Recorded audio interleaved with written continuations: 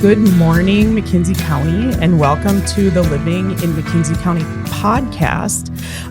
We actually haven't been in the studio in 2026 yet, so I think it's February 16th today, and we went from this beautiful, mild winter to a full-on blizzard. We have winter today, and when this podcast drops to you all, it'll be the first Tuesday of February.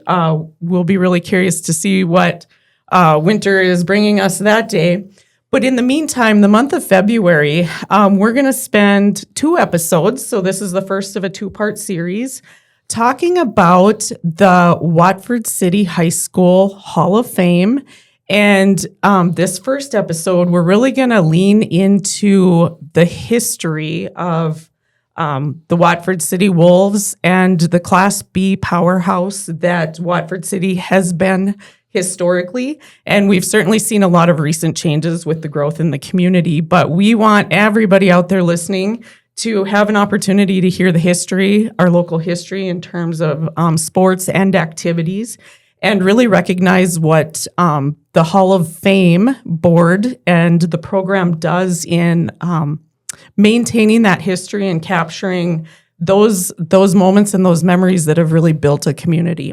So with that, we're going to go around the room with self-introductions. I'm just going to start out by saying I'm really excited. Everybody kind of has a role. So just briefly before we roll into it, we've got somebody going back to the Legacy heritage years, Phil Moen, and we have the current voice of Watford City Wolves, Titus Stenberg, with us, and activities director at Watford City High School, an active member of the Hall of Fame, and also really drove a great project that we want to make sure everybody in the community knows about. Brad Foss with us today. So I'm going to go to the left here, and I'm going to give Phil an opportunity to provide his self-introduction and share a little bit, Phil, about, give us the 2-minute version. Tell us a bit about the Moen Farm, your past experience teaching and coaching, and really what your family's up to today as well. For those of you that know me, you'll know that 2-minute drill is absolutely impossible. It'll never happen. It never has happened. Grew up in Arnegard, went to school in Arnegard until 1963, and then closed the school and moved over to Watford. And junior and senior year at Watford City High School, which was phenomenal for me. Loved every minute of it because I met my future wife there and been married 59 years. I'm a retired farmer. I taught school for 5 years in Wyoming and 7 years in Watford City, served on the school board, and was very fortunate. I got to watch the period of Watford City sports when they were the dream team of North Dakota. Wrestling, basketball, football, track, you name it, they could beat everybody, basically, and anybody. Great coaching, great athletes. So it's my privilege to be here, and I hope I can add something interesting to this. It's going to be a very interesting conversation here. Thank you, Vawnita. Thank you so much, Phil, for joining us. And before we move on to Titus's introduction, kind of people that are newer to the district and maybe are newer even to North Dakota, there's a lot of going back and forth about this week-long spring break in the schedule or not having a week-long spring break in the schedule. And then we have a really great school board who's always seeking input. And I've had a couple school board members ask, what do you think on the schedule and this week-long spring break? And my response, fair or unfair, is we never had spring breaks. Our March days off were scheduled around state tournaments. Mm-hmm. So, this whole concept of a whole week of spring break, I'm like, nope, it depends on what state tournaments we're in and it's what days we should have off in March. But that's interesting, Vawnita, that you'd bring that up because I have a daughter-in-law and 2 granddaughters that are in the school system in Watford, and we were just talking about the schedule, and I said, it's hard for you ladies to think of this, but back when I was in high school And even when I was on the school board, we didn't have spring break. We had days off depending on what it looked like that the basketball team or the wrestling team was going to be doing that spring. If they had a chance to go to the state tournament, we would schedule around that, which is very interesting because when I taught school in Wyoming, in the mountains, we actually had days off when elk season started. If elk season would start on Thursday, we had Thursday and Friday off. If it started on Monday or Tuesday, then it was, you just put up with half a school with kids. Everybody else went elk hunting. But yes, that I don't want, you don't build your schedule around your athletics and your band and your chorus, but it is a very, very big part of your school system, especially smaller schools. When you get into the Bismarcks and Minets and Fargos, it probably doesn't play a role, but it used to especially play a big role in setting the school schedule here. Yes, definitely. So life works a little different now, but I'm all for Thursdays and Fridays, the month of March. Anyway, for what that's worth. Okay, Titus, tell a self-introduction, my friend. Okay, so my name is Titus Stenberg. I was born right here in Watford City in 1988. My family has farmed and ranched since 1906 here 10 miles northwest of Watford, so I'm proud to be able to carry on that tradition. We have a Red Angus herd up there right now, and so that's my regular full-time job. And then on the side, I'm blessed to be able to do some part-time jobs, most notably sportscasting. I was on the radio from 2007 until just recently when I switched over to YouTube doing game day media. And so we've provided audio and video coverage of local sports here now, and that's been a lot of fun. And I've also gotten to do some sports writing for the McKenzie County Farmer. So that's added another job, but another fun job to my plate, I would say. And then I've always been passionate about history, both local and statewide. And I love sports, have ever since the beginning. And so, yeah, this is a very fun conversation that I'm looking forward to. I could talk about sports and Watford City forever. So good to be here. Well, thanks for being with us, Titus, and thanks for being the voice of the Wolves. And you're going to be celebrating a 20-year anniversary next year with that title. Yeah, I guess it has been 20 years since my first sporting event broadcast. I didn't do Watford City right away, so I actually started up in Williston with Williston State College, and then I transferred to Valley City State for 3 years and was able to cover some southeastern areas for a little while. And then it was 2011 when I called my first game out here. Okay. So we are going to have to make a note of that because we might have to celebrate that anniversary in the pretty near future. Okay. So thank you. Anyway, thanks for being with us. And I will share what I hear continuously this school year has been how much people love game day media. Good. So really a great addition to amplifying what our students and athletes do on a continual basis. So thank you again for that platform as well. So. That's good to hear. Yeah, it's been exciting. There's been some learning challenges and stuff for me making the jump from doing an audio-only format with the radio broadcast to adding in the video, but it's been a lot of fun, a little bit of learning along the way, and nothing's perfect, but like I tell anybody who has a part of the broadcast, nobody who's playing in a game ever has a perfect game. Nobody who refs a game has a perfect game. No coach has ever coached a perfect game, so no broadcast is ever going to be perfect. We just do the best we can and have fun along the way. And humans are perfect in their imperfections. That's so right. Absolutely. Grace to all. Yes. Cool. Well, thanks again, and thanks for being here today. Mm-hmm. And Brad. I'm Brad Foss. I started off my high school career in Mott, North Dakota. I graduated in 1979, so I was a recipient of some of those games that Watford City used to pound on us pretty bad. So both in basketball and football, I was involved in everything, from track to football to basketball. Yes, we did have some very great rivalries with Watford City, playing games.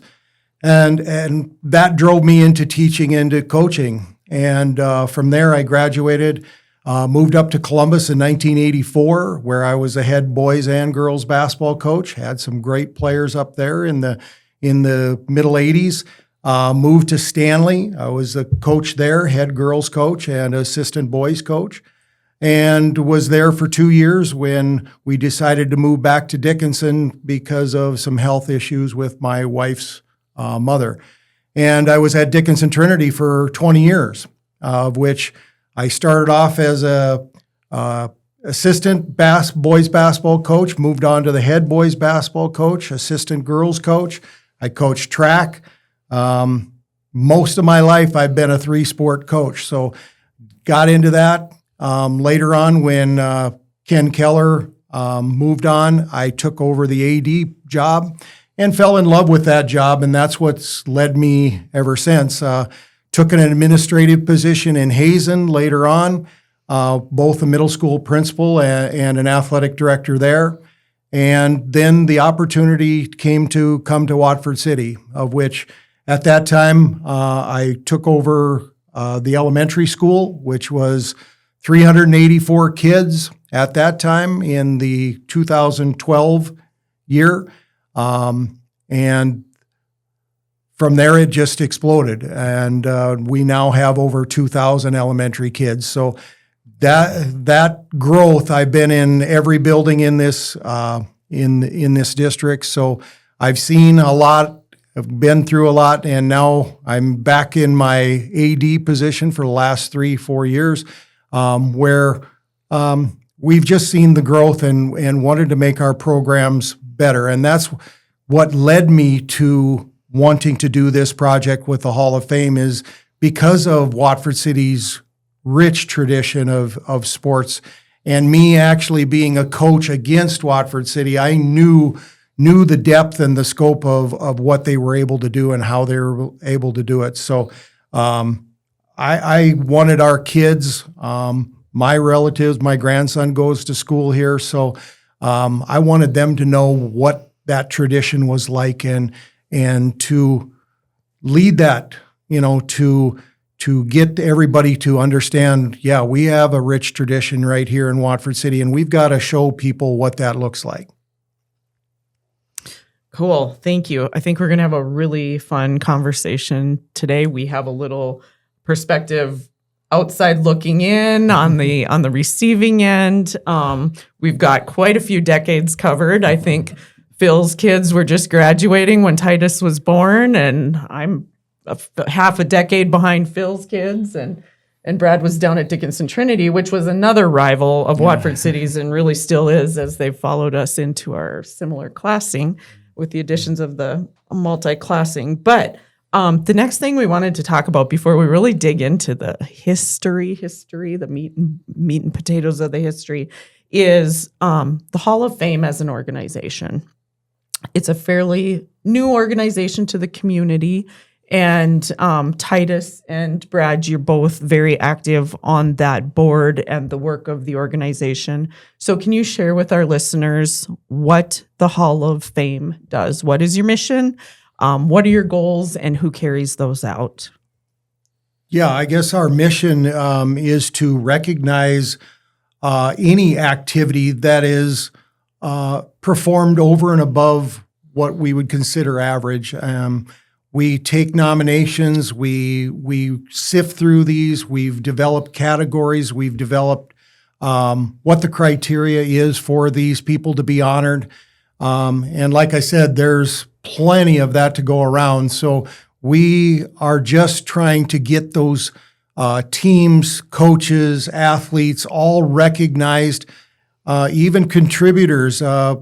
We recognize those people that have gone over and above in like band or in choir and as announcing as a PA announcer. We've had recognition for those people that are just lived a life well lived, I guess is the way we kind of term it. So I've always appreciated it. I think we're looking at next year being the 5th class. But what I've appreciated historically in the first 4 classes is it's a cross section. I think it's actually it's either an NBA ad on TV right now or an NFL ad, which is really recognizing the people that make things happen. And yes, you have that portion of them out on the field, out on the court, out on the mat, but it takes the community as well. It takes your announcers, it takes your referees, it takes your record keepers and your voices and all of those folks. So I've really appreciated that the Hall of Fame recognizes that entire community that supports the athletes and the performers as well. So. Yeah, it's somewhat of an overwhelming task when you look at how long our history goes back. At least I've felt that as a committee member of, how do we get everybody who deserves to be in there? And so we've really appreciated the nominations that we have received from the community.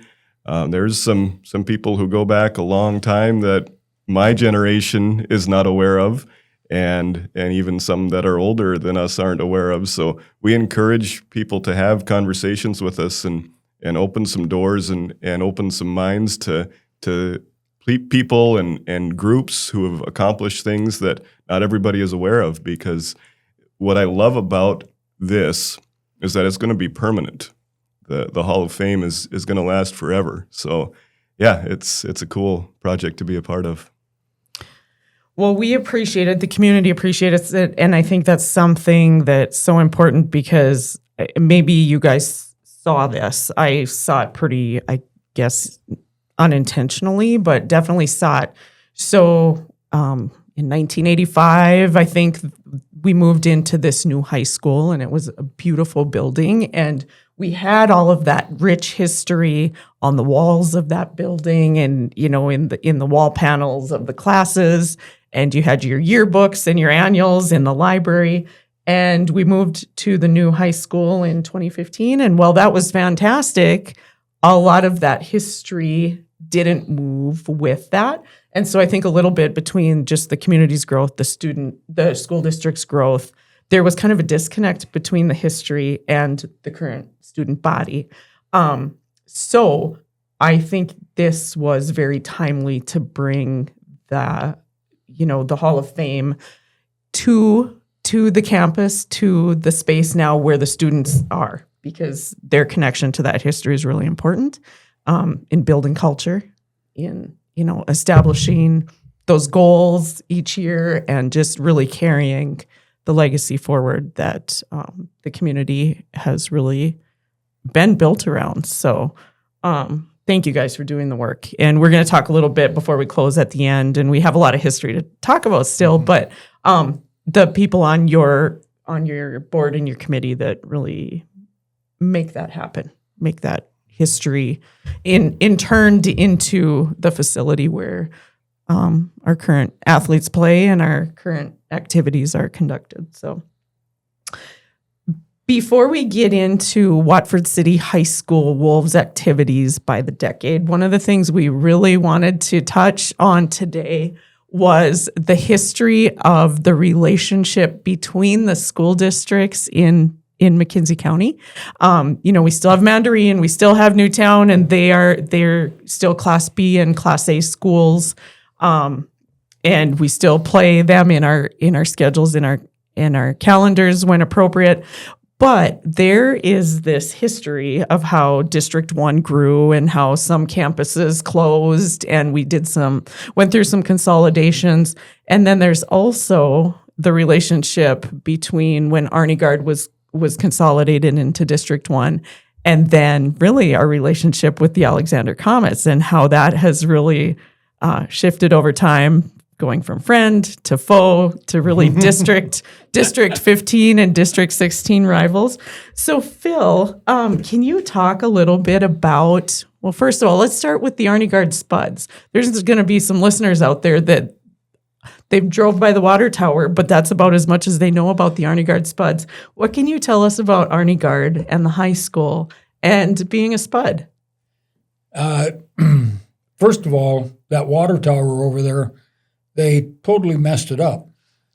The writing on the water tower is supposed to be large enough so you can see state champions, 1961, Class C basketball. And I think you have to have a microscope or a telescope, to be able to read it.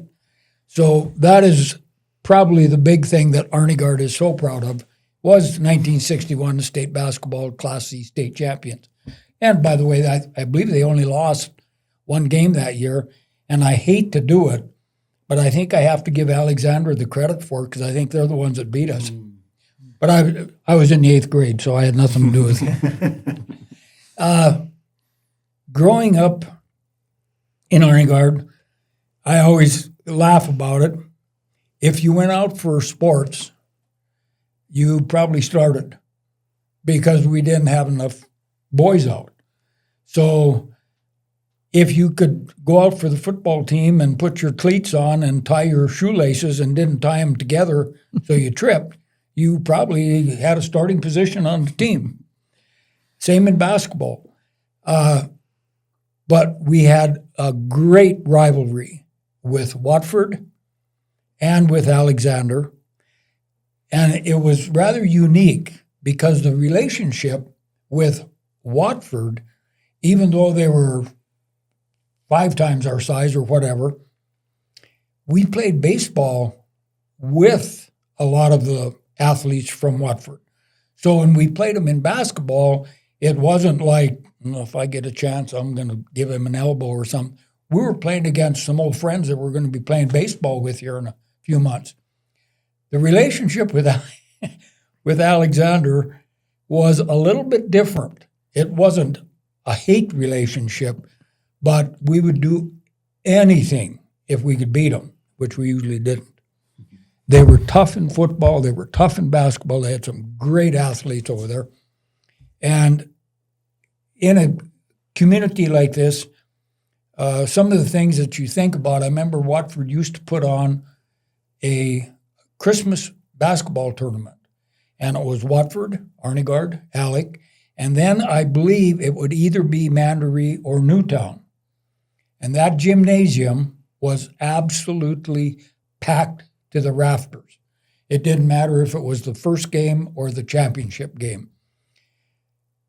I never remember, there wasn't any fights, but it was all out to win. Do anything, we've got to win. It was just a great rivalry that I don't know if the bigger schools have this rivalry because of the size and the distance they have to travel and the fact that the parents don't know each other. Between Arnegard, Watford, and Alec, your girlfriend was probably from Watford, or your girlfriend was probably from Alec, and your mother probably grew up in Alec, and your dad probably went to school over in Watford for a while. So those communities were all connected. And the rivalry, I remember my dad even talking about it. When Arnegard was going to play Watford in basketball, he and 2-3 of the guys would come over and have coffee, not to just have coffee with friends, but they had to come over and make a little dig. And same with the people that they would have coffee with. They would just love to see them because then it was pretty soon, well, you guys have a team this year, I hear, and have you won any games yet this year? And it went on for years. This wasn't a rivalry that was built over 5 years. It was built over 50, 60 years, and it went on and on. I remember I was still 40-some years old playing slow-pitch softball, and there wasn't any team in McKenzie County that we wanted to beat, probably more than the team from Alexander, which was one of the top teams and then same with the top team in Watford. You still had that same old rivalry, and you were playing against some of your best friends. So the growing up in a rural community like this, and then being able to go from playing in Arnegard, we were talking about this earlier. We started out when I got to high school playing 9-man football. The next year, and that was 2 years after the boys had won state, our population dropped so fast that the next year when I was a sophomore, we had 9 boys out for football. So we played 6-man football.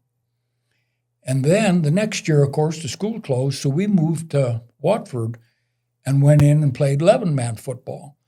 And it would be interesting if somebody could do this to go back and see, did any other players ever in their high school career play 6-man, 9-man, and 11-man football? And there was 3 of us from Arnegard, Mike Arnegard, Milo Hagan, and myself that actually did that.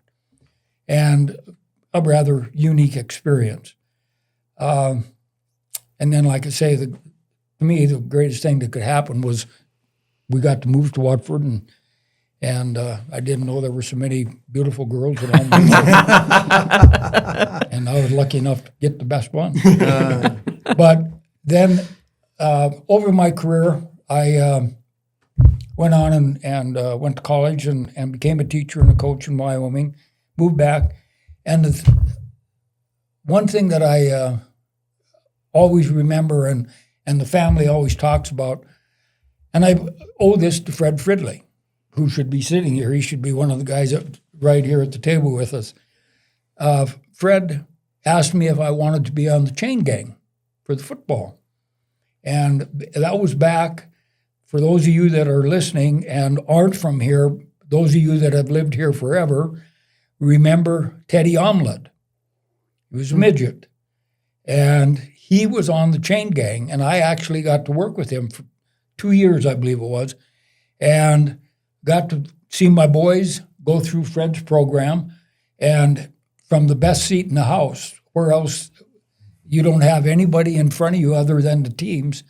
And it was just a great experience, and I spent, I think it was 30 years on the sidelines, running up and down there with the chains, and not supposed to, but cheering on the wolves and screaming and hollering and jumping up and down. And so anyway, Arnegard had a history of pretty fair athletics. My sister was a good basketball player over there. Back then, they had girls basketball. I believe it was, you had 3 girls on one side of the half court and 3 girls playing defense on the other half. And so you had actually 6 girls on the floor. And they actually went to state. And so it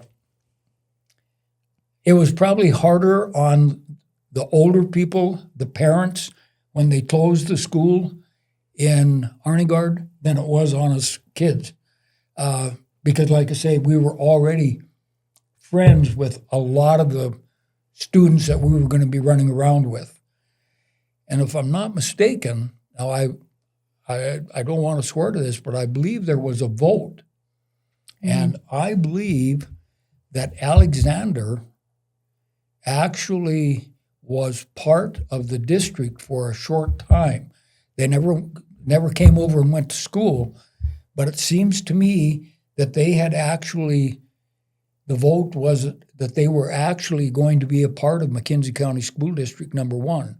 And then I don't remember the whole history of it and stuff, but it was, it's always been a great rivalry and a lot of great memories. And now you sit around with us old people, and of course, it doesn't take long before the conversation is, do you remember that shot that you took? Do you remember that touchdown pass you dropped? So it's just a lot of great memories. And I remember when we co-opted with Alec over here in Watford, and I thought, wow, I don't know how it's going to work, because there was definitely some animosity between the communities, simply over sports. But it worked great. And anyway, the Arnegard Spuds, the only thing that's left, great memories, is that big water tower that they messed up. And if I wasn't so afraid of heights, why, figure out a way to get up there with a spray can and put that in big letters so everybody could see it. Well, I don't know how long paint lasts on water towers, but it sounds like they need a redesign the next I time they think have to they do. repaint that. I think so. Definitely.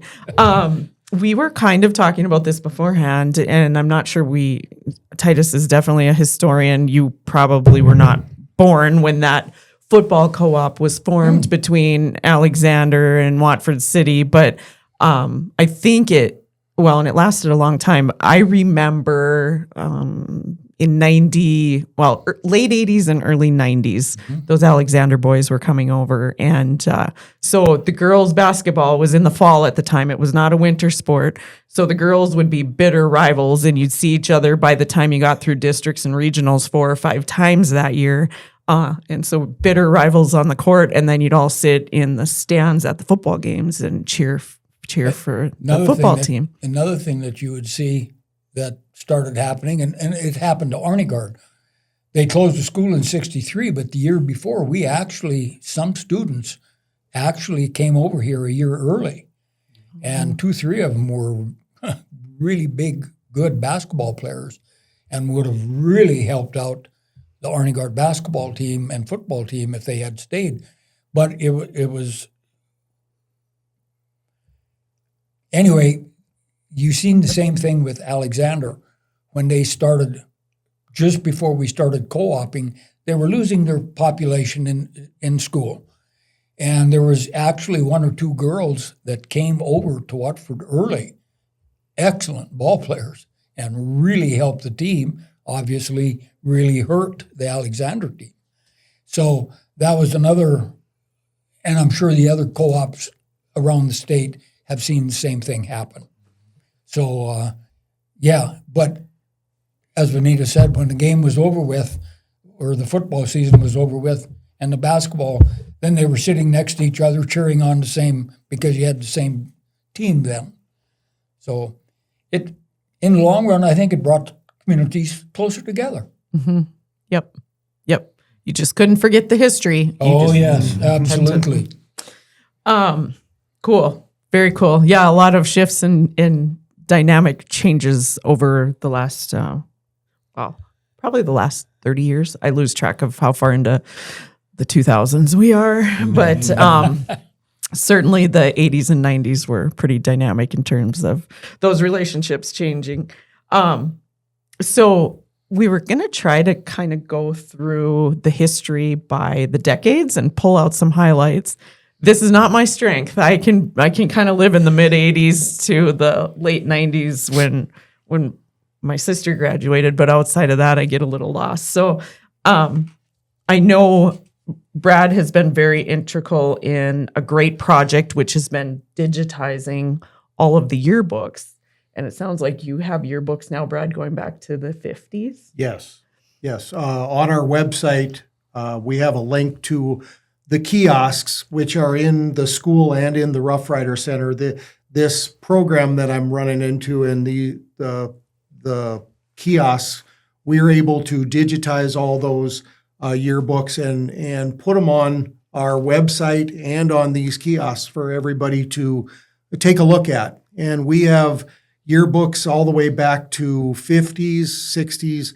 I actually have a couple that we're working on trying to get digitized in the 40s. So I know I have a 46 and a 48 yearbook that have yet to be digitized, and I'm a little scared of it. I don't want to hurt it or ruin it. So, as they open the pages, they get a little more brittle. But at the same time, to memorialize or make that a part of the history, digitizing is the way to go now. So, back in the 50s, as I was looking back, we've got guys like Mark Sanford, who's one of our Hall of Fame inductees, was a big athlete in there. There was only 3 sports back then, and it was mostly all male. It was football, basketball, and track.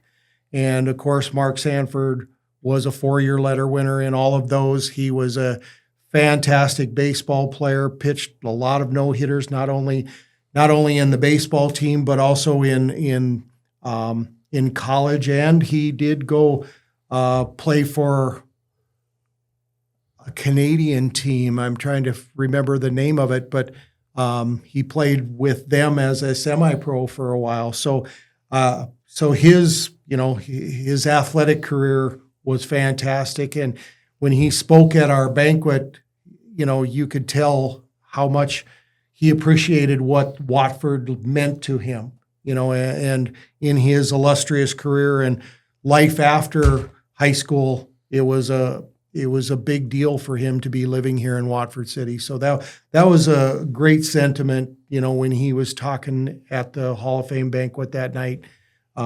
People really knew what growing up here meant and what it did for us in the community to be a part of it. So that was the 50s. We had guys like him, Harold Hamron at the late there. There's some just names that are out there that we've started to induct, and there's probably more. We're just touching what we think is the surface of all these people, and that's where the public needs to bring us more information. We're getting nominations all the time and sifting through them, trying to get as much detail as we can into these guys. But like I said, we're just skimming the surface. And, after 3 years of inducting people, 4 with the original guys, but we're finding more and more depth. And there's some great athletes out there that we're just learning about right now. So, the 50s were the start of it, and then we get into the 60s where wrestling jumps in. Girls as a formal, more, how do I want to say it? A more formal athletic program. That's when they started coming in. So, let's see. I don't know, Titus, you want to add anything? One other name, I guess, from the 50s, Lynn Linseth. Yes. And I, as a lifetime resident of McKenzie County, didn't know that much about him. I think I had heard the name, but just the amazing life that he lived was so eye-opening to me. And it's so fun to learn about people like that. You probably knew him? I knew who Lynn was, and his daughter, Billy Morgan, wrote some very interesting historical articles on him that I'm sure a lot of people did not know. Mm-hmm. He was an outstanding high school athlete and rodeo, of course, and then went on to Dickinson State and had rather an illustrious career in, I don't know if they had the rodeo club at the time, but in football. Another name that was I believe would have been in the 50s was a guy by the name of Clarence Jory. Played football and was known for his just pure orneriness and toughness. Another one that actually had a tryout with a minor league baseball team. I believe they were owned by the New York Yankees. He got an invite.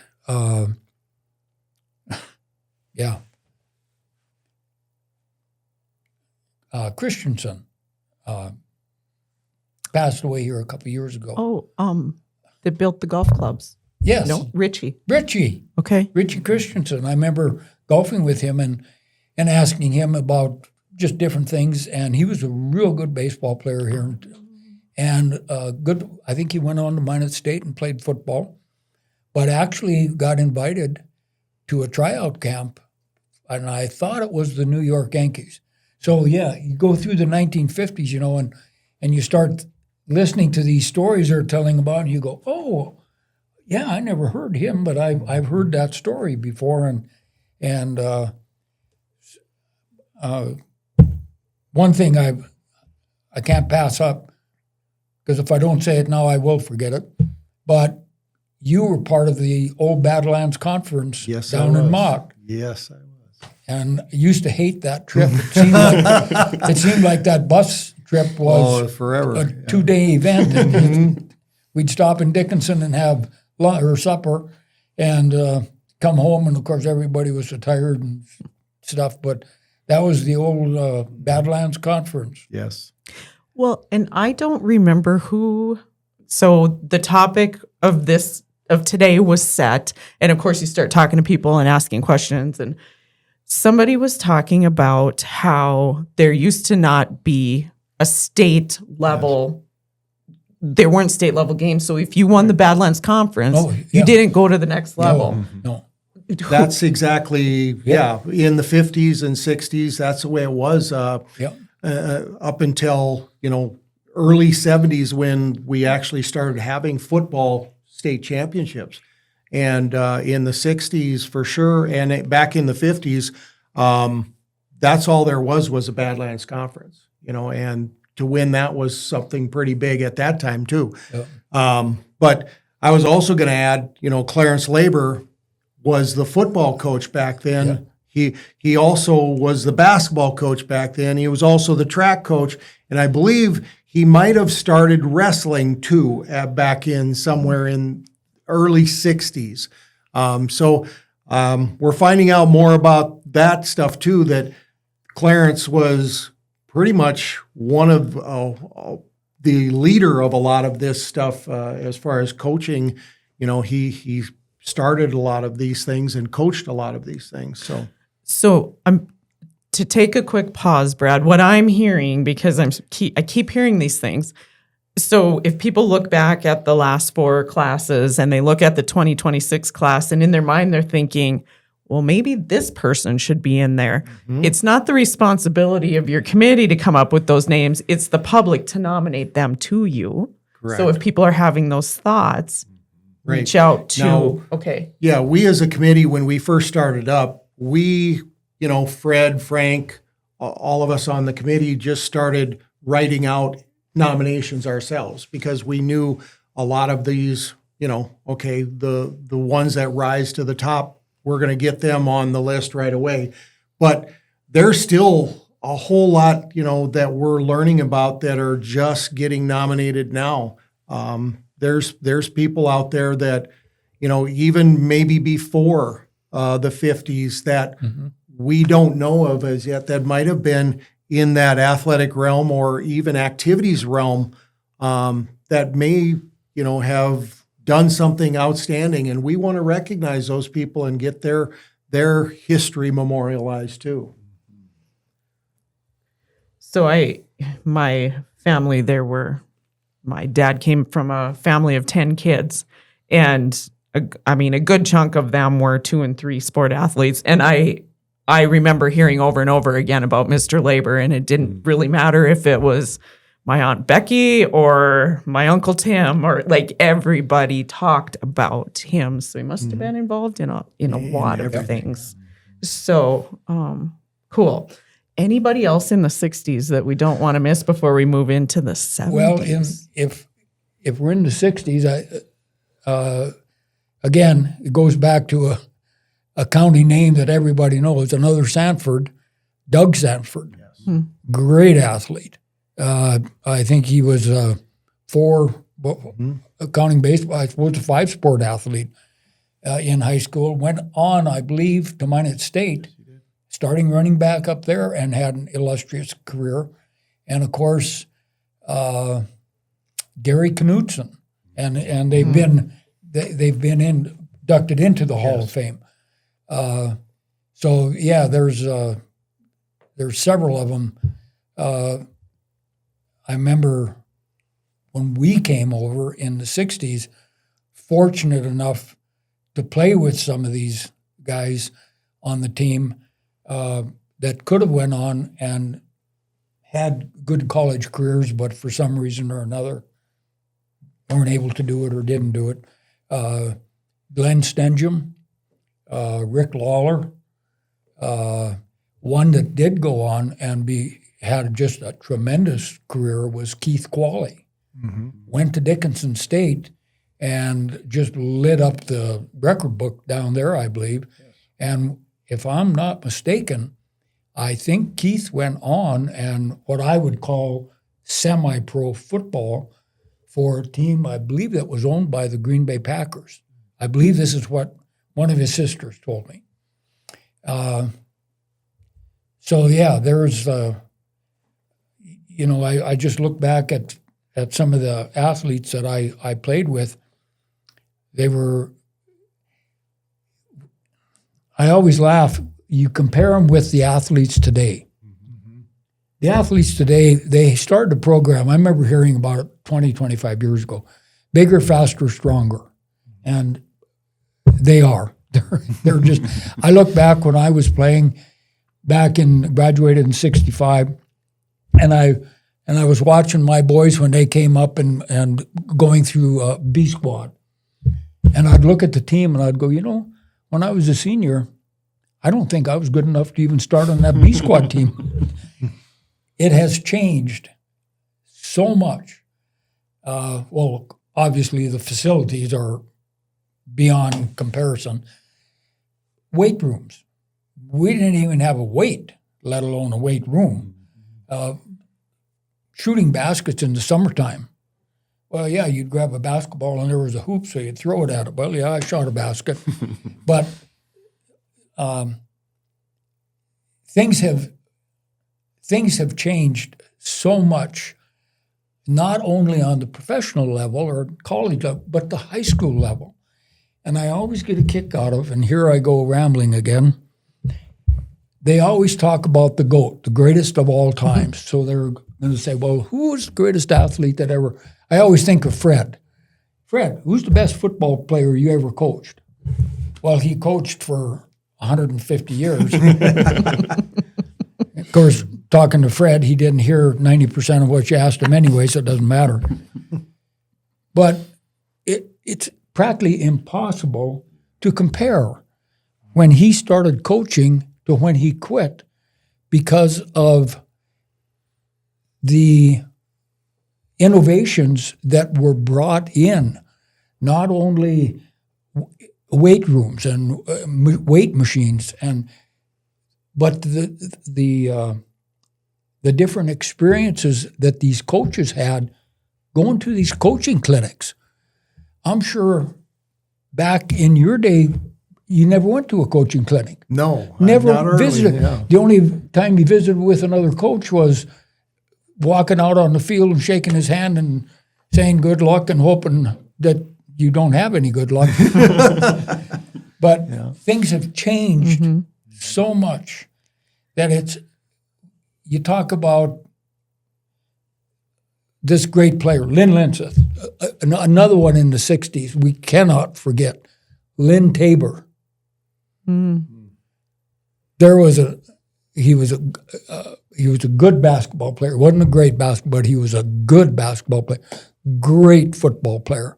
Went on to Dickinson State, had a tremendous career down there. Another one in the 60s would have been right at I think Jim was probably 2 years older than me, been in the later 60s. Jim Cheddar. Oh, yes. Very good. And again, 3-4 sport athlete. So you can just go on and on and on. And another one in the 60s, Kevin Anderson. Yep. Oh, yes. I was going to make sure that we mentioned him. But good job. And reading his history, it is so unique. When Kevin was in high school, he was a good ball player. Right. But he wasn't at the top of everybody's recruiting list. No. Right. And Valley City lucked out and got him. And wow, did he light up the place. And I remember going to summer school one time, and a guy said, "Oh, Watford City.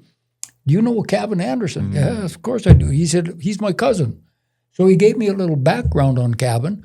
And if I'm not mistaken, Kevin had 2 different tryouts, 2 years back to back, with an NBA team. Yep, the Bulls and then the Pacers. Oh, okay. Yeah. You know more about this. Do you remember what years those tryouts were? Well, it would have been in early 70s. Okay. I think in 74, 75. Okay. That That's when sounds those right. were. Yeah. So my dad, Carlisle Stenberg, got to play with Kevin Anderson. Okay. They were teammates on the basketball team, and also my dad's first cousin, Don Stenberg, And so they knew him as a teammate and as a friend, and then got to watch him bloom in college. And so my dad went to school at Fargo, and he said when they had a chance, they would drive the hour west to go and watch Kevin play college basketball, and it was outstanding. And he turned out to be an amazing, amazing basketball player. Another athlete, and Vawnita, when you want, just go like this. My wife, she hears this, and she's just going to shake her head. Another athlete I got to play with, and I always thought, what would have happened if it wasn't for Vietnam? A man by the name of Ed Olson. He was a carpenter in town. Graduated a year behind me. Graduated, I believe, in 66. Above average basketball player, I guess I would say. Not a great, but above average. But an excellent football player and an excellent track star and an excellent pitcher if he could get the ball across the plate, because I was the catcher, and sometimes I was all over back there trying to find the ball. But he had a chance to go to Dickinson State, and I remember Ed telling me that whoever the coach was at that time at Dickinson State had told him, "You're going to be my starting halfback." Hank Bugeaud. Oh, seriously? Yeah. He was a football player. Well, just a great athlete. Cool. With going back to Kevin, after, the tryouts and that, I graduated in 79 and then went to Dickinson State, and I met most of these guys, and we would have a amateur basketball team out of Dickinson, and we'd come up and play Watford all the time, and Kevin was on the team, and Selsley and Bob Waldall and all those guys, and oh my gosh, that was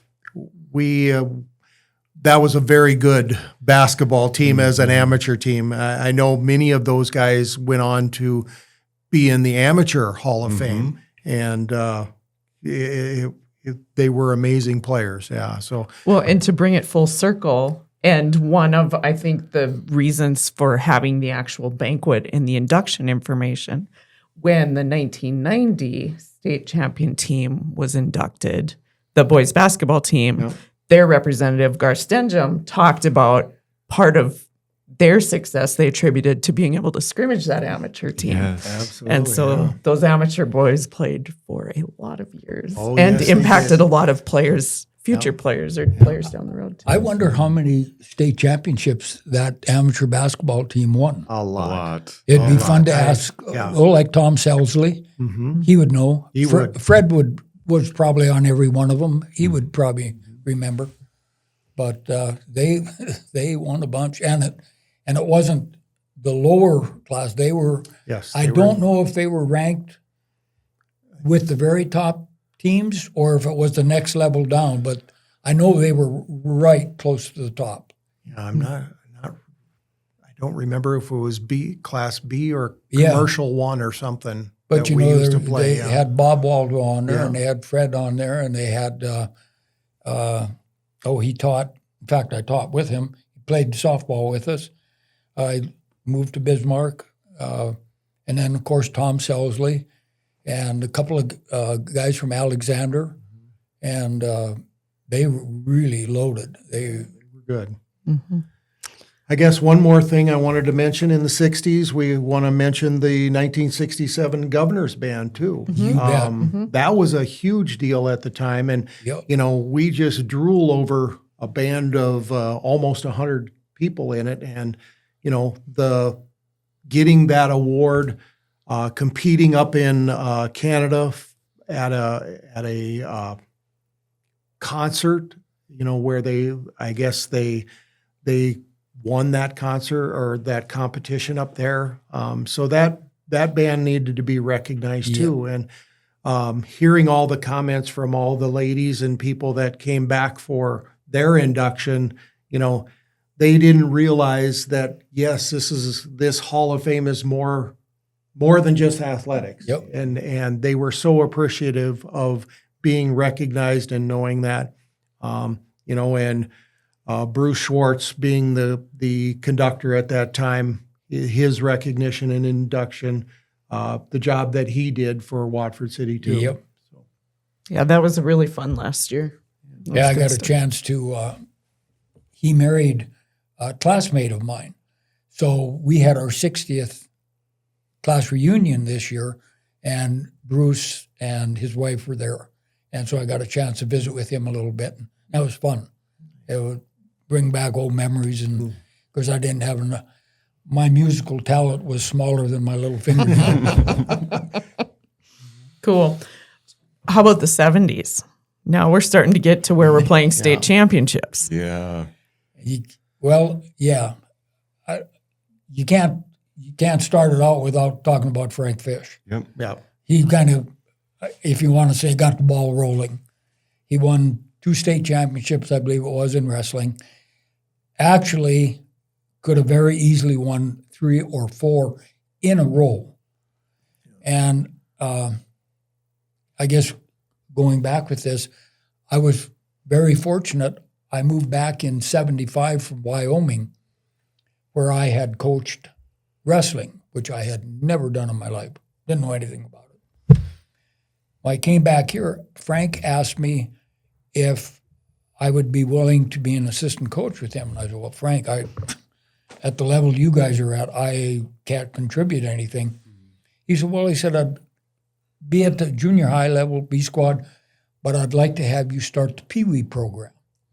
So that's when we got the Pee Wee program going, and we had kids coming out of the rafters.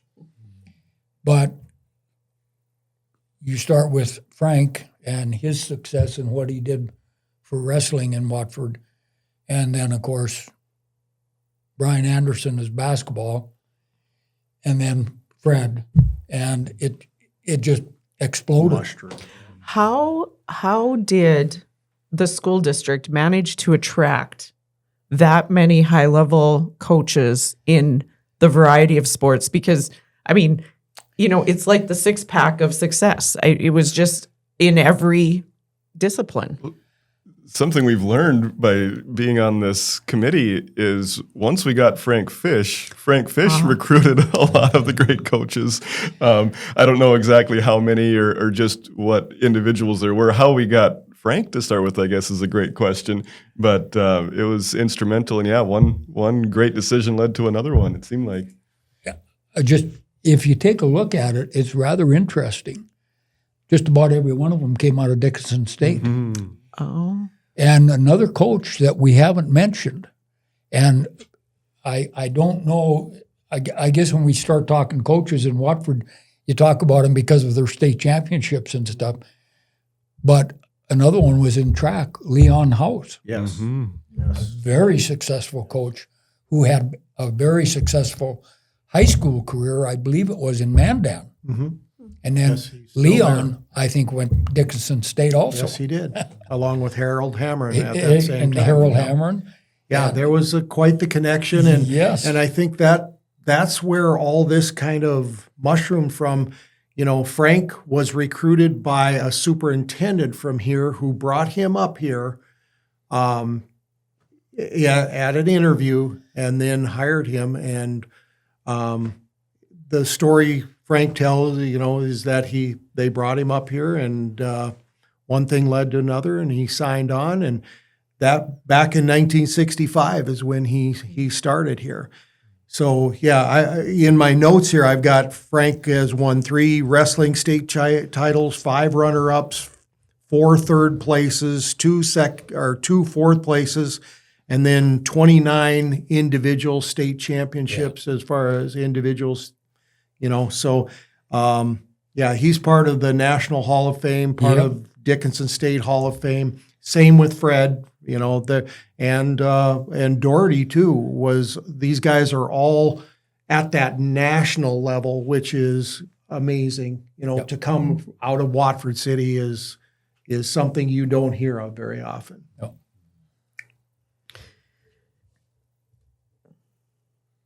Let's talk about Fred Fridley. Yeah, we better talk about him So too. 75 was when state playoffs became a thing in football. And right away, Watford started winning them thanks to Fred. And just one of the things that I look on with admiration is how he was able to win state championships in every decade that he coached. I think it was 41 years that he coached for. And in every single one of those, he had success at the ultimate level.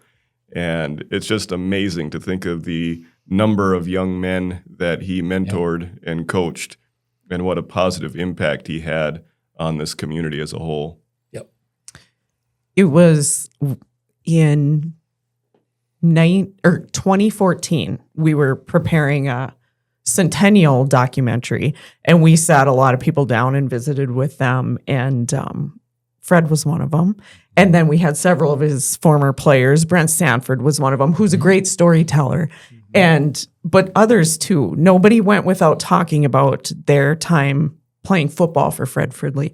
And I think what was so interesting to me in talking to him is, I married a 9-man football player from Rolette who has a state championship under his belt and played in the Mondag game, and Fred coached against the team that Pete played on. And he said, I don't get it. The fundamentals don't make sense. I just don't understand it. And I said, it's not about that. It's about a group of kids, a group of boys that will buy into the program, buy into each other, and just absolutely have a unified goal and a mission and a plan to get there. But it was so fun talking to him and to, those players of his, because when you talk to him, it's not about the wins and losses. And he says this, it's about the brotherhood that's created and the fond memories of looking back. And I just feel like that's so inspirational and powerful because it transcends not just a team, but a community. So, and I think just adding to what you said, Vawnita, I know I did it. The little bit of coaching I did, I missed it completely. Fred not only sold his program to his athletes, he sold the program to the community, to mom and dad, to those little ones out there. They seen him walking along and they thought that was God. I want to play football for that guy. And I remember some of the kids at that time who were little, when Fred retired, I remember some of the parents telling some of their kids broke down and cried because they weren't going to get to play for Fred. That's the impact he had on the community. Yeah, just a couple stats I have here written down that 9 state championships, 7 state runner-ups, 18 conference champions. He was a 4-time state coach of the year. And 2002, he was inducted into the National Hall of Fame. So, he was an amazing coach. I got to experience on the field against him. Okay, we got beat, every time by a lot. I got to referee when he was coaching, so I experienced it from a lot of different levels and respect everything that he's done. And boy, it is a very welcome thing for Watford City to, embrace that and celebrate that. And yes, we're working our way back to, the traditions that that they had back then. This community loves football and loves wrestling. And you can just feel it every time you have an event. They want to embrace that again. So that's one of my missions as an AD is what can we do to bring that back to Watford City? And we've struggled for a few years, and I think we're on the road back. But the biggest thing, just like you said, it's get the buy-in of the kids. Yeah.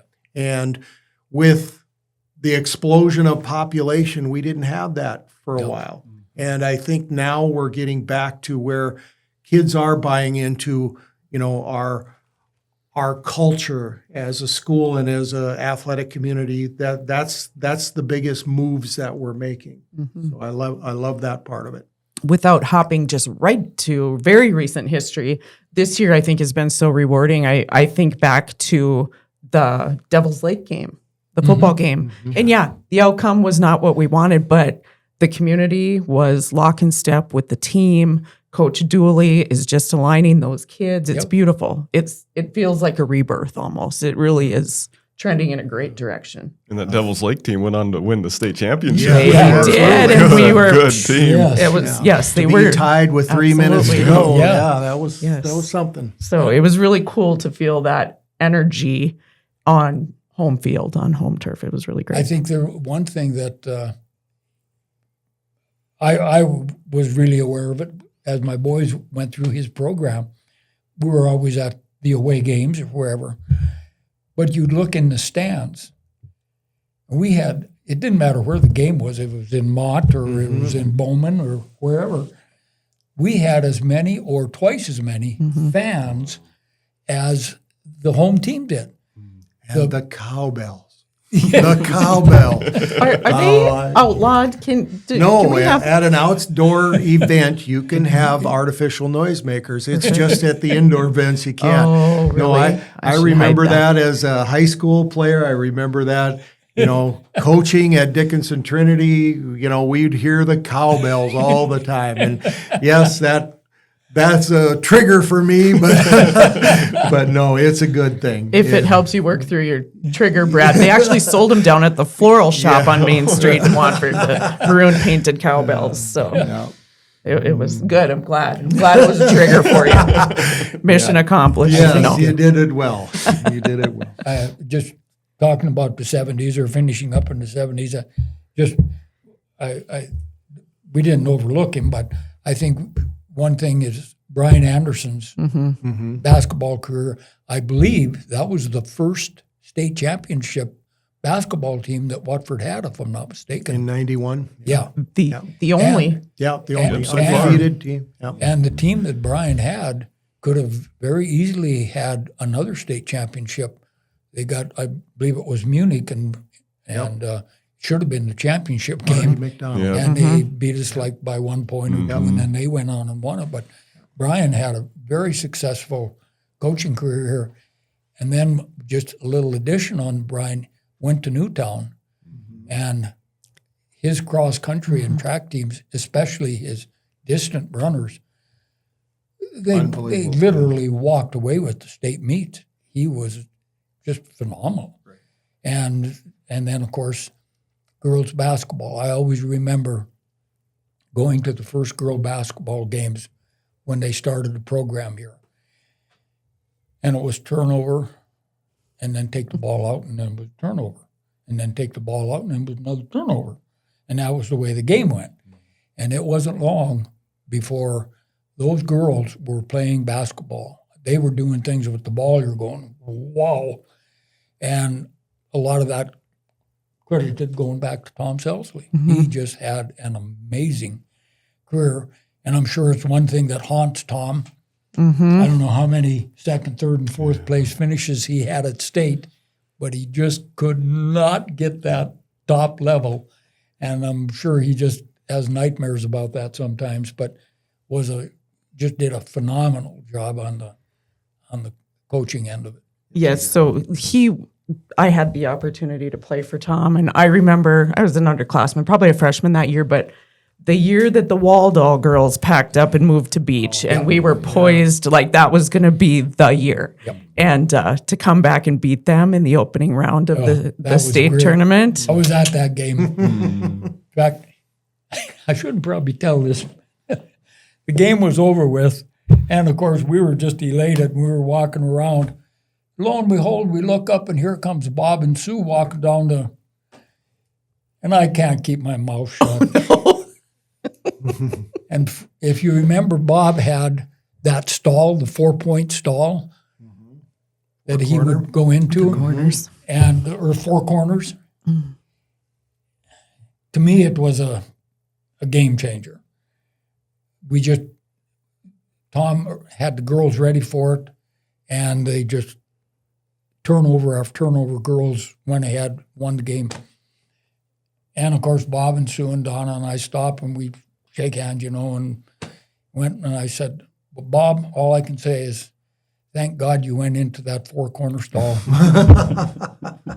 Oh, He kind of looked at me, and I'm sure he'd have liked to have just reached out and strangled me. But yeah, he said that probably wasn't real smart. But anyway, he was a great coach and fun guy to be around. Tom was a wonderful coach, and before the day when we didn't have huddle back then, and he would all the scouting. Like I remember, he would Friday nights were supper at coach's and scouting the tape that he had sent somebody out to grab tape the week before. So always prepared. Yeah, always prepared. Maybe not always the greatest talent, but always prepared. So it was. I experienced coaching against him plenty of times. Yes, and at Dickinson Trinity, our rivalry for girls basketball was phenomenal. I mean, we both had great teams back then, and it was fun. It was a lot of fun coaching against them. Obviously, when Bob went to Beach too, coaching against Bob with the Waldall girls. Geez, there was just some excellent girls basketball going on at that time. There was. Yeah. Mm-hmm. Yeah, good times. Good times. So what are we missing in the 80s? 21% farm loans, and it was all we had was Drought. The wolves. Yeah. That's all we had. Oil boom had busted. It had busted. Yeah. Yeah. Straight up. Mm-hmm. But we had the wolves and great coaches. Yeah. It was a good time. Billy Dixon was a name I want to, put her name out there. She probably was one of the first best basketball players that we had here. And she went on to a collegiate career. Yes, she did. Yes. And not only in basketball, but also in track. Yeah. So yeah. So And then I believe wasn't it Brian Anderson's daughter that was such a tremendous Molly.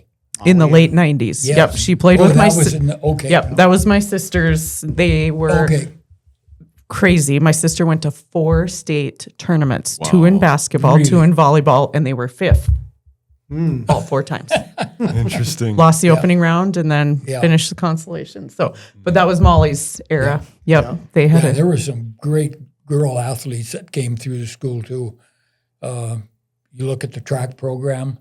Christine Bruins. Yeah. Yep. There's some they're very good ones. That was one of the things I appreciated. So grew up, graduated in 93, left, didn't come back until 2007. And in the induction last year of Christine Bruins, I had no idea that she grew up in the era when I was gone. What an accomplished athlete. I had no idea. She was just a breath away from making the Olympic. Yes, she was. She went That's to the how good Olympic she was. trials. Yeah. And then talking about Christine Bruins, her dad was on the governor's band. Oh, you're kidding. Gary. Oh, that's Gary cool. was. Yes, he I was in didn't the realize governor's that. band. And her mom was our home ec teacher in high school. And then her little brother is, or maybe older, I don't even know, Steven's coaching the boys. And assistant coach at the basketball team. Right? so it's fun to learn those things because at some point in time, you don't get to follow everyone. So it's great to have those recaps and those comeback arounds on the induction side of it. So it was super cool. The 80s had a couple of state football teams too. You probably remember those. My son was, he played on, in fact, I remember Fred telling me 3-4 years later, we were talking, obviously, some football. And he said, when your son was a senior, he said, when we started the year, he went, there's a state championship team. He said, we're going to win it this year. He said, I told myself that. He said, I didn't tell the kids that. But they played Mayville, Portland for the state championship. And Mayport did have an excellent, excellent team and beat us. But in the 80s, one of the athletes that really stands out is a young man by the name of Brian Zupke. He was a quarterback on the team. And he went to Dickinson State and had an excellent career. And probably, I know we've sat around and we've talked about, different positions, who were some of the best players and this and that. And And I always said, to me, Brian Zupke was probably, in my estimation, the best quarterback to come out of Watford. Because not only was he lightning fast, but he had a really good arm. He would hurt you both places. And I remember in the state championship game, Fred was saying that when Brian came up over center, if the defense didn't have anybody in the middle linebacker, or they didn't have that nose tackle, you just tapped the center on the butt, and it was an automatic hike and a quarterback sneak. And he ran for 2 touchdowns. Mm-hmm. And then, like I say, he went on and became a excellent quarterback for Dickinson State. Well, in the years that he played basketball too, Yes. and Brian had really good basketball teams those years you too. bet. And Good then- group of boys. Yeah, and then another family name that had a big impact, especially in football and then in hockey, the Samuelsons. Yep. Mm-hmm. Going back to Corey and his brother, Corey to me was, and of course I'm going to get some arguments on this, probably one of the, if not the best running back coming out of Watford. He and Bruce Wold were, Corey went on to Dickinson State, played for 1 or 2 years, and then actually transferred to NDSU, and probably as small as he was, could have made the team as a receiver because of his speed and quickness. He was that good. And now he's a darn good physical therapist And today, excellent physical therapist, yes. giving back to those athletes and in the community. So Yeah, and I told myself when I was coming over, don't start mentioning names because you're going to miss so many, and you're going to hear about it. But you just look back on some of those teams, and of course the ones we're talking about are the quarterbacks and the running backs. There were some tremendous linemen, Yes. some tremendous defensive players out there that. Yes, I remember playing against many of them. I know one story that when I was in high school, I remember they were running a trap, and I'm the middle linebacker, and I'm trying to get into the trap, and Roland Heiser and Guy Dodge just sandwiched me, and okay, I'm going to be on the bench for a little bit here. So, there was just, what's funny about it is I didn't know them at all hard. I knew their names because of scouting, but when you go to college, now you're all best buddies. And, you find out all these people aren't half as bad as you thought they were. Yeah. You look at the Roland Heisers and the Gary Stevens and Jimmy Thompsons and players like that you never heard about. Because they were linemen or linebackers. Right. Tremendous football players, hard nosed, just. And you talk to people from different towns, and they'll go, "Oh, I remember," or "I got hit by," Yep. well, who are we missing?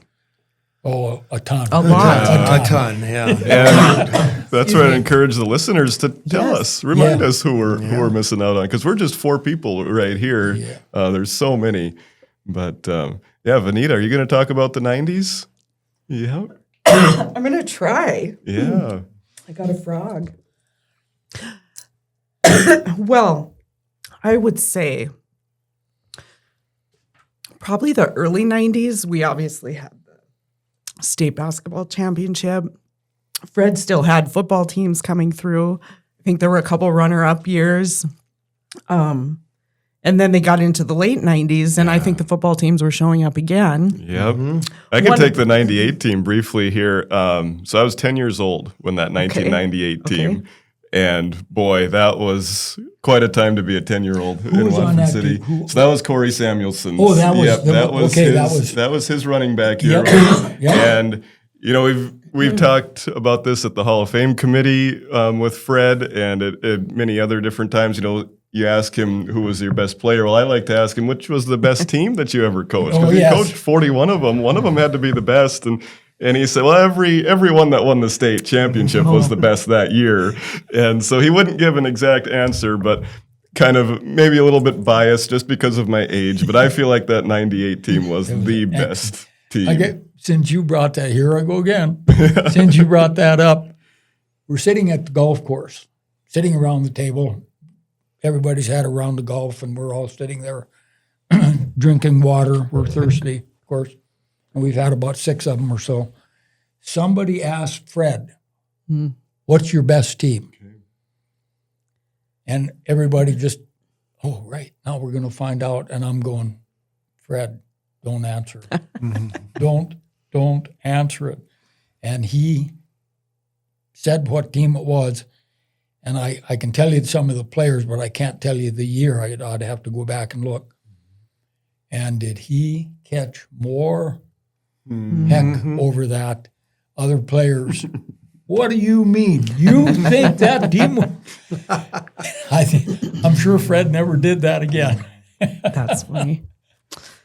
No, there were lots of, there were many of them, and they were built. I mean, those teams were built, grown. Think of how often talent slips away when it doesn't all come together and converge on a moment. Talking about that, I remember one of his assistant coaches. We were sitting there one evening and talking about, well, the football program. It was in fall of the year.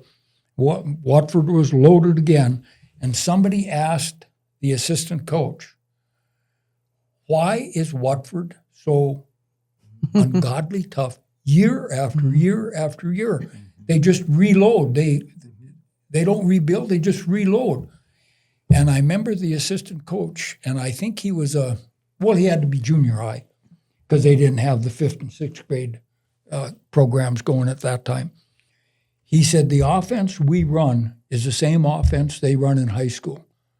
When those kids start out as 7th graders and we call a play, when they get to be a sophomore, junior, or senior, they've run that play probably 300 times. And he said, that is one. That's one thing right there, other than the fact that they just do anything for Fred. But they just, the continuity, it was always there. It wasn't a switching offenses every year and learning something brand new. So I don't know how much truth is in that, but I remember him complimenting on that. Shut up, Phil. One thing I thought about this morning after I talked to my son, and he said, you got 4 hours, Dad, so... Figure it out. Yeah. One thing I think that we're overlooking, the assistant coaches that came through the program. And the one that I got to work with Frank, that I just really admired because he was Fred's assistant, Ed Heinen. Just Mr. Quiet. You didn't even, I don't know if he ever said anything, but he was always there. And I remember a comment that Fred made one time. We were playing here. The team whoever we were playing, we had to beat them to win the conference, and then have home field advantage. I want to say it was might have been Hettinger. Hettinger scored, and there was only we're right down to the nitty-gritty of the game being over. And I remember Fred saying, he said, I turned to Ed, and I said, Ed, what has been working for us on offense? And I just had to kind of smile to myself because I can't imagine Ed going, well, Fred, you got to, I'm sure Ed just turned and went, well, Fred, running off left guard has been pretty good. That's just the way Ed was. But I always remember, and I think that is one thing that we don't want to miss, is, and there's, again, I just mentioned one, there's many of them that contributed so much to these programs from the very start all the way up through high school. And like I say, Ed was one that I think of because I got to work with him through Frank, and then and watching him on the sideline with Fred. Yeah, we as a Hall of Fame committee have been talking through quite a few of those coaches, and Ed's name has come up, and yes, we know, he was a quiet leader. Oh yeah, It's fun to reminisce on a lot of those guys, Leroy Bentonhausen, There was House, yes. All those guys, Harold Hammerin, all have contributed in some way, shape, or another for these guys. Yeah, Leroy Bentonhausen, excellent assistant coach for Fred. He worked with the younger kids and the B squads, and I think Titus, you asked about the 90s. Of course, Howdy Lawler came out of the Fred's program and played for the Bison. And so that's one I definitely think of as a highlight. And of course, Fred Jr., he went on to a college career at Wilson State and also at NDSU.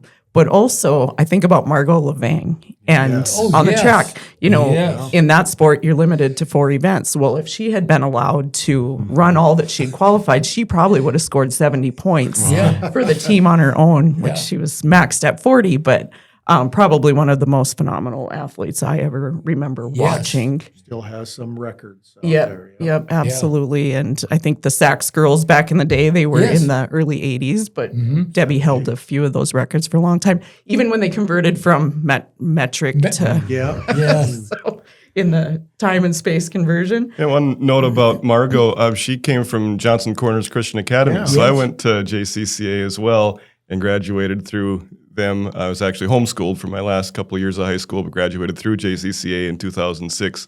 And so Margot was a key part of that co-op that goes east of town. We talked about the Western co-ops, but yeah, JCCA, and what an outstanding athlete she was. And then she went on to a pretty decorated college career as well.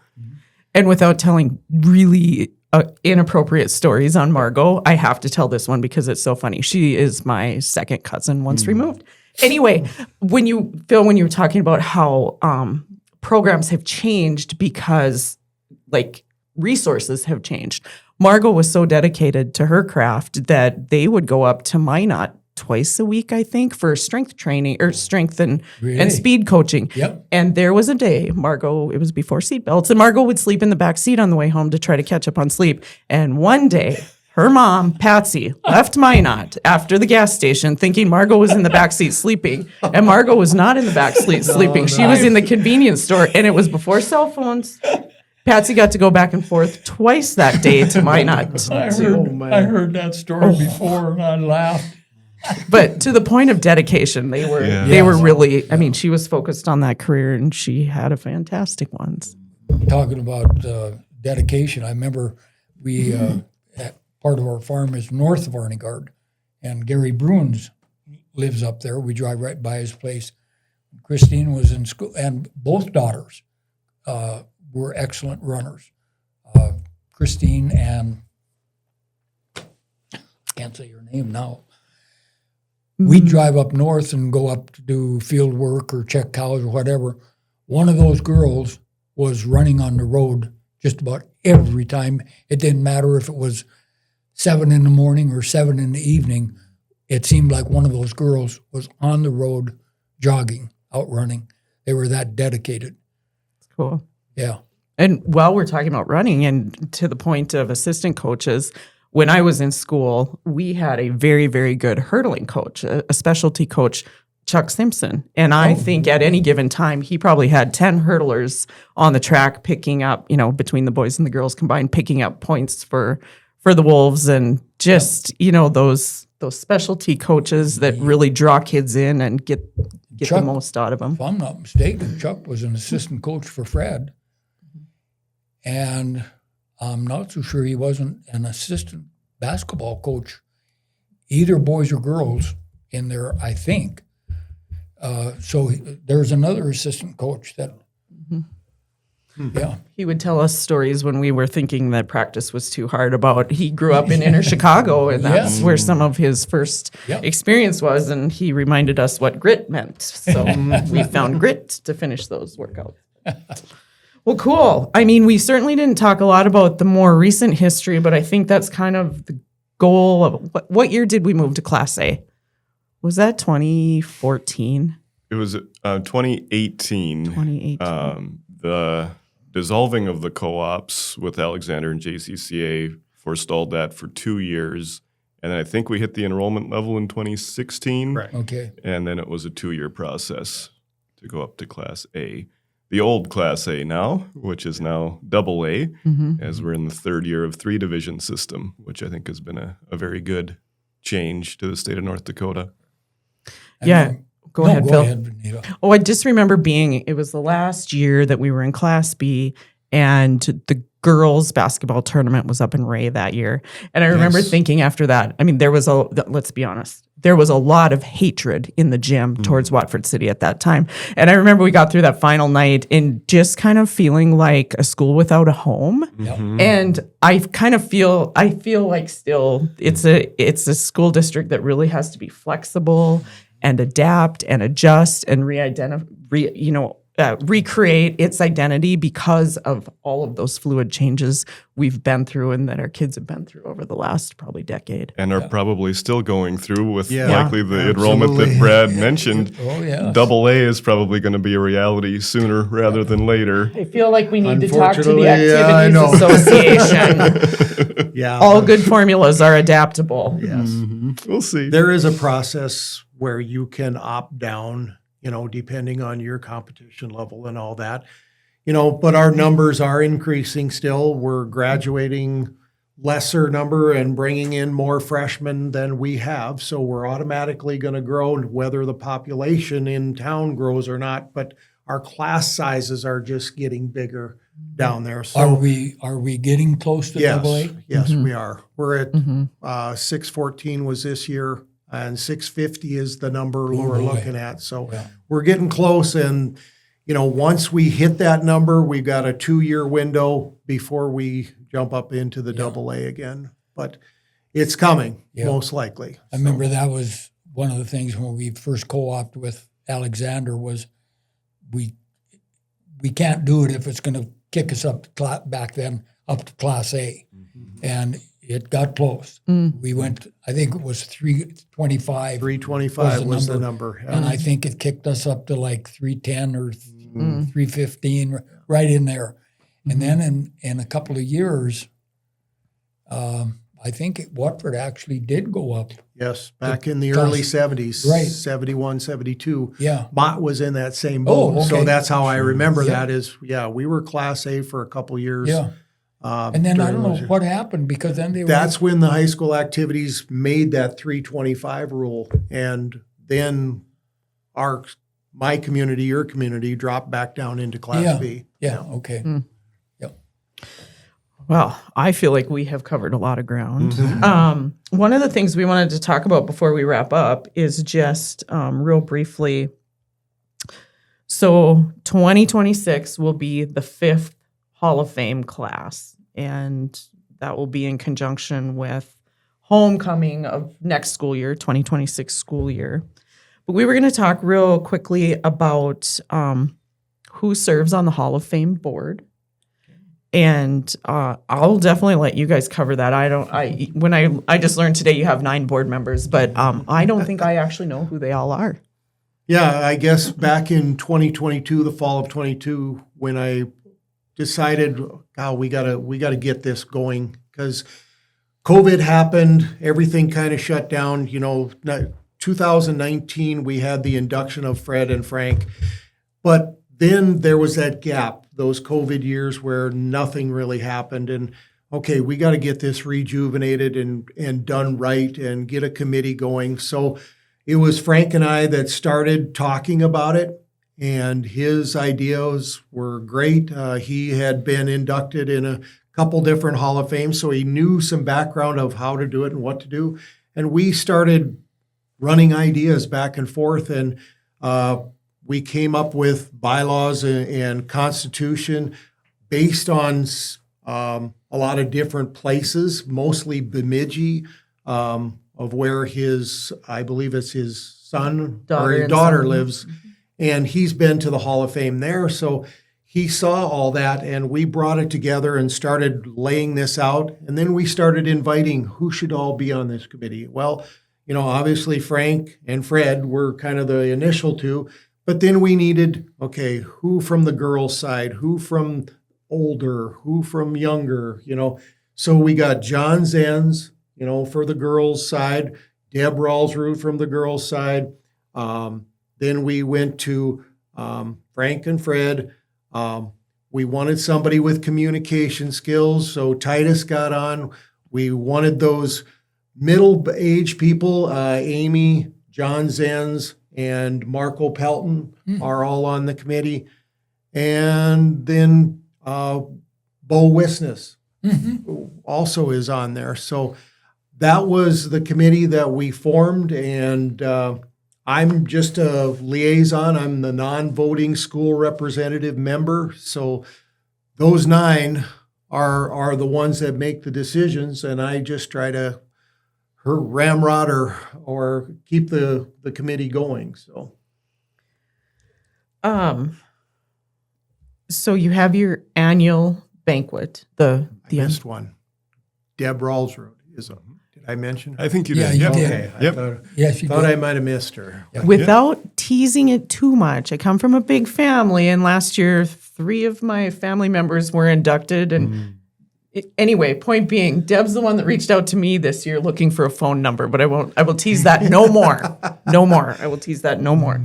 Anyway, but yeah, so you have a really great group of people that really cover the cross sections of the generations and the genders and all of that in between. So that's fantastic. Want to make sure too where people, if they don't make it to the annual banquet in conjunction with homecoming, where can they come at any point in time to the community and find this information and learn about the Hall of Fame and the inductees? So the Rough Rider Center is a great spot. We've got both the kiosk and the physical plaques there with all of the inductees and some of the information that we've compiled. The beautiful thing about that kiosk is we can add stuff to it as we receive more things, because we know there are yearbooks out there and stories out there and pictures out there that we don't have about these individuals and teams. And so we'd encourage people to come and add to that. And then I love being at the Rough Rider Center for the basketball games that I'm doing here right now during this winter. You look over and there's people looking at those plaques all the time. And you can tell they're telling stories or reliving memories or learning new things. And it's all ages. It's young kids who are just learning to read that can barely see the plaques up to people who are older than my parents. And so it's great to see. Yeah, not only is it just the plaques, the plaques really add to it, but it's also the digitizing on that touch screen up there too. The touch screen, and I don't know how many start playing with it. The kids like to play with it more than the adults, but I would like more adults to start going through that, because you can get not only what's on the plaque, but you can get some of those old photos of them in action. So yeah, I've got a lifetime contract with this company to just add any photos, any videos, anything that we want to add to this. And not only does it live on the kiosk, there in the Rough Rider Center, we have one in the school too. That's a kiosk. But you also can go to our Watford City High School website, and under activities, there's a fan zone.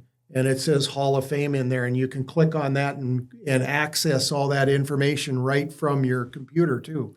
So there's plenty of ways to get this information. And if you're wanting to add to it or whatever, we would be very willing to, take that, add it to our site. And Brad, I believe the nomination form is on the website too. That is correct. Right? Yeah, Yes. we have our nomination form out there digitized. So yes, you can fill it out online, and that comes to me.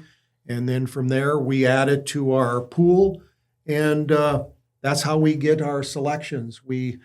Every year we reconvene and start weeding through. Okay, let's make a short list, and then let's vote on that short list, and that's our next induction group.